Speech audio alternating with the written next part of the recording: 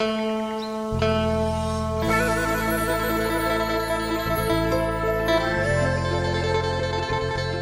งวอนกรา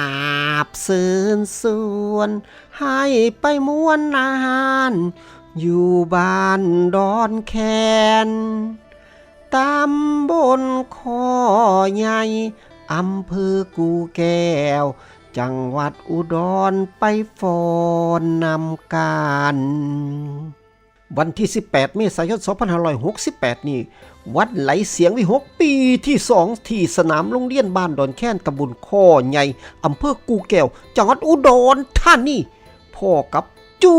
วดมั่นกับรถแห่ซ่องดูฮีแก้วเริ่มบ่ายวันที่18เมษายน2568นี้ส้มคอนเสิร์ตตั๊กแตนส้นระดาเต็มวงเติมความสุขสนุกเกิน100%พี่ๆแม่ๆพลาดบ่ได้น้องอาอายกับน้องคอปเตอร์อลังการโซ่สิมอบความสุขให้กับพี่น้องได้ม่วนกันแบบจุกๆมีลำซิ่งตลอดคืนเด้ออย่าลืมอย่าพลาดวันที่18เมษายน2568นี้พบกันที่สนามโรงเรียนบ้านดอนแค้นตำบลข้อใหญ่อำเภอกูแก้วจังหวัดอุดรธานีม่วนและสนุกแน่นอน